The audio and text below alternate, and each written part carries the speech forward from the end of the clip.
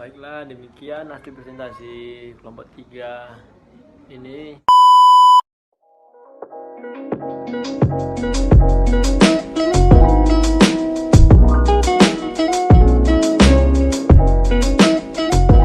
Bismillahirrahmanirrahim. Assalamualaikum warahmatullahi wabarakatuh. Alhamdulillahirabbil Wassalatu wassalamu ala asrofil anbiya wal mursalin wa ala alihi washabihi ajmain. Amma ba'du. Pertama-tama marilah kita panjatkan pada hadirat Allah Subhanahu wa taala yang mana kita masih diberikan kesehatan, kenikmatan serta kelapangan pada pertemuan kuliah di hari Sabtu ini. Salam pertanggalkan salam, tak lupa pula kita hadirkan pada Nabi besar Muhammad SAW yang mana beliau telah membawa kita dari zaman kegelapan hingga zaman terang benderang. Baiklah, sebelum memulai presentasi makalah ini, izinkan saya untuk memperkenalkan diri saya dan teman-teman saya. Saya sendiri Muhammad Husain Nasution sebagai moderator dan pemateri pertama yang dibawakan oleh saudari Amelia Puspitasari, kemudian dilanjutkan oleh materi kedua yaitu saudara Muhammad Fadli Azmi, dan terakhir materi ketiga yang dilanjutkan oleh saudari Azazira Andini Sumarto. Judul makalah kami dari kelompok 3 yaitu tentang kebijakan pemerintah mengenai pendidikan luar sekolah. Baiklah, langsung saja demi mempersingkat waktu, saya persilakan pemateri pertama dengan segala hormat. Terima kasih kepada moderator yang telah memberikan saya waktu. Di sini saya sebagai pemateri pertama akan menyampaikan materi tentang kebijakan pemerintah. Nah, pada umumnya kebijakan itu digunakan untuk menunjukkan perilaku seorang subjek, misalnya seorang aparatur sipil negara yang menjabat sebagai pejabat atau lembaga tertentu untuk memecahkan sebuah permasalahan. Kemudian, menurut Noeng Muhajir, kebijakan adalah suatu usaha untuk memecahkan persoalan sosial bagi kepentingan masyarakat atas dasar kesejahteraan dan keadilan masyarakat. Kemudian, kebijakan menurut Hanks secara etimologis berasal dari bahasa Yunani, yaitu polis yang artinya kota.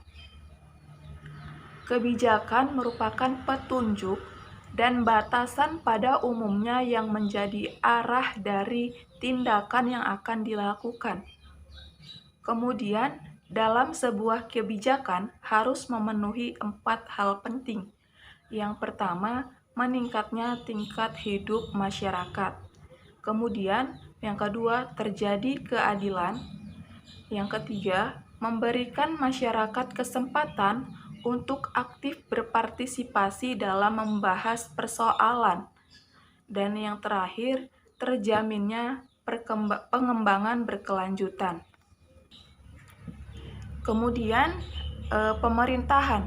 Pemerintahan itu secara etimologis berasal dari kata pemerintah, sedangkan pemerintah berasal dari kata perintah. Jadi, pemerintah adalah kekuasaan yang memerintah suatu negara atau badan yang tertinggi yang memerintah suatu negara. Jadi dapat disimpulkan bahwa kebijakan pemerintah itu adalah serangkaian tindakan yang dipilih dan dialokasikan secara sah oleh pemerintah atau negara kepada seluruh anggota masyarakat untuk memecahkan masalah yang dihadapi, gunanya untuk mencapai tujuan tertentu demi kepentingan masyarakat seluruhnya. Kemudian, kebijakan pemerintah itu ada 5 implikasinya. Yang pertama, kebijakan pemerintah itu berbentuk pilihan tindakan-tindakan pemerintah seperti program, taktik, strategi, dan yang lain-lain. Kemudian yang kedua, tindakan-tindakan pemerintah itu dilakukan kepada anggota masyarakat seluruhnya sehingga bersifat meningkat. Yang ketiga, tindakan-tindakan pemerintah itu dari badan pemerintahan seperti legislatif, yudikatif, eksekutif yang memiliki kewenangan politik, hukum, serta finansial. Yang keempat, tindakan-tindakan pemerintah itu untuk memecahkan masalah-masalah tertentu yang dihadapi masyarakat. Dan yang kelima, tindakan-tindakan pemerintah itu mempunyai tujuan-tujuan tertentu.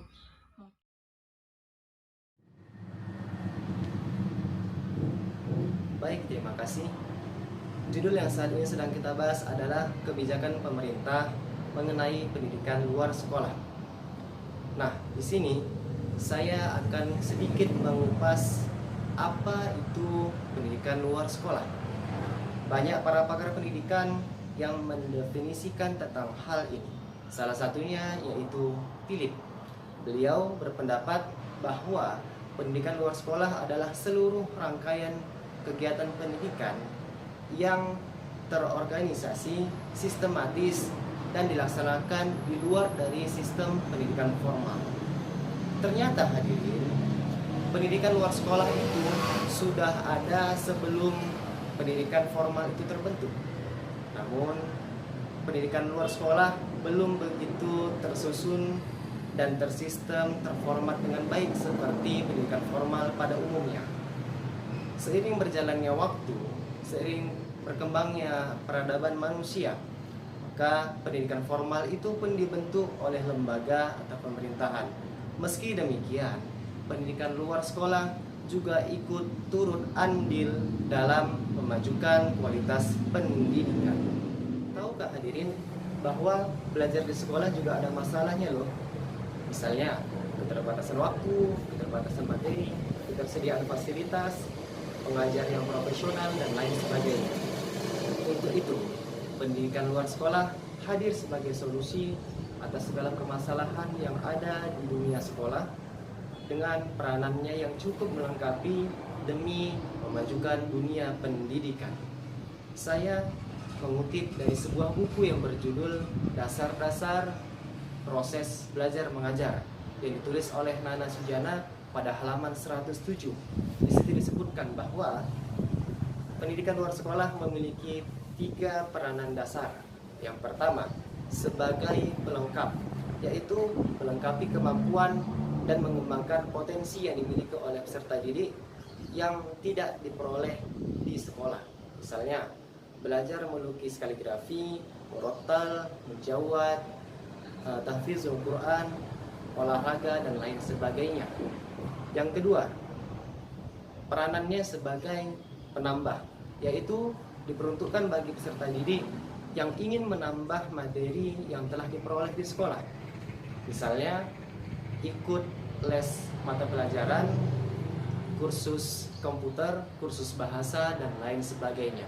Dan yang ketiga, peranan pendidikan luar sekolah adalah sebagai pengganti, yaitu diperuntukkan bagi peserta didik yang ingin menuntaskan jenjang tertentu dengan alasan tertentu, dengan berbagai alasan dia tidak memperoleh kesempatan untuk belajar di satuan pendidikan. Misalnya, paket A untuk pengganti SD, paket B untuk pengganti SMP, dan paket C untuk pengganti SMA. Demikian yang dapat saya sampaikan. Terima kasih. Bismillahirrahmanirrahim. Assalamualaikum warahmatullahi wabarakatuh. Perkenalkan, nama saya Hajazira Andini Sumarto.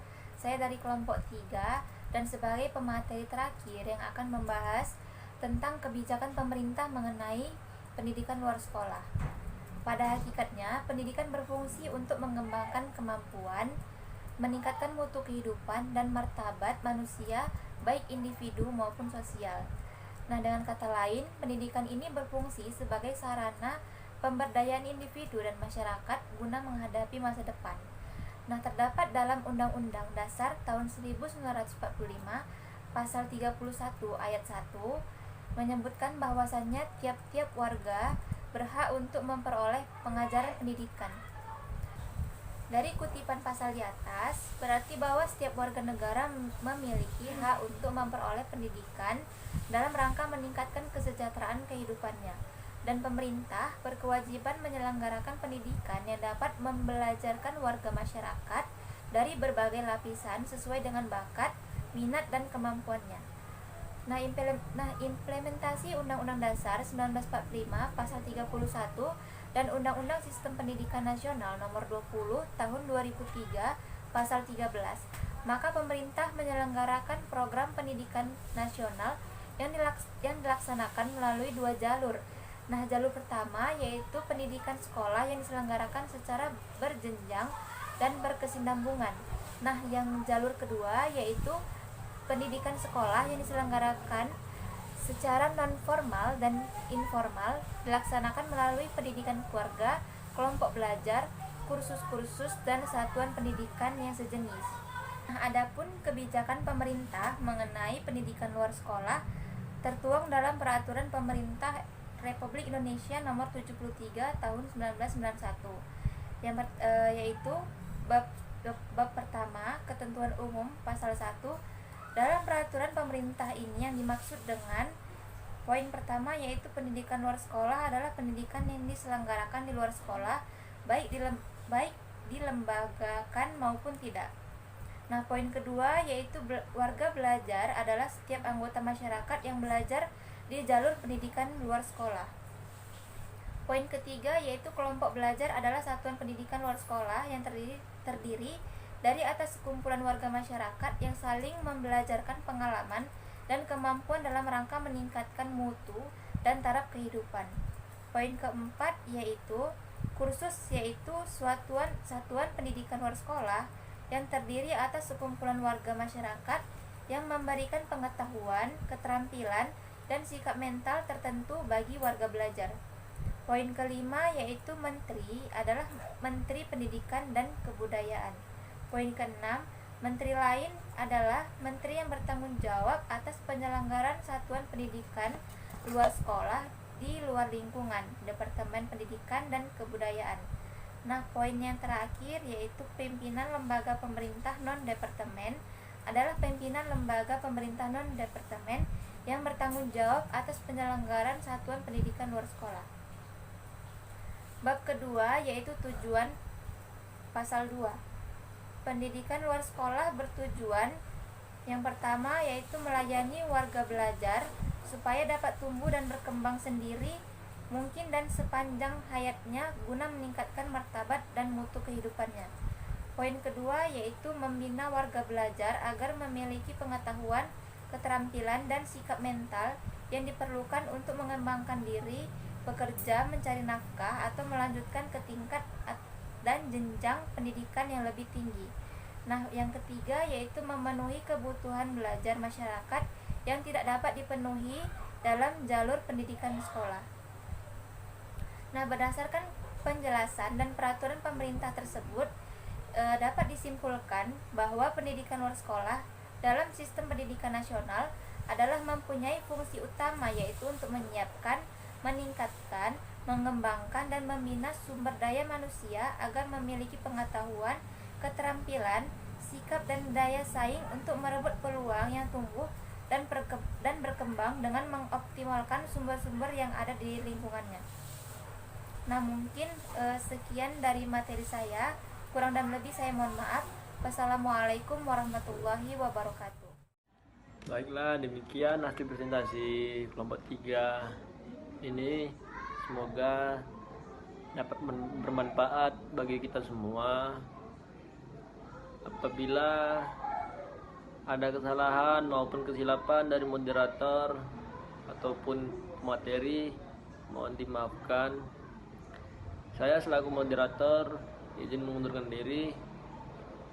Sekian saya akhiri. Assalamualaikum warahmatullahi wabarakatuh.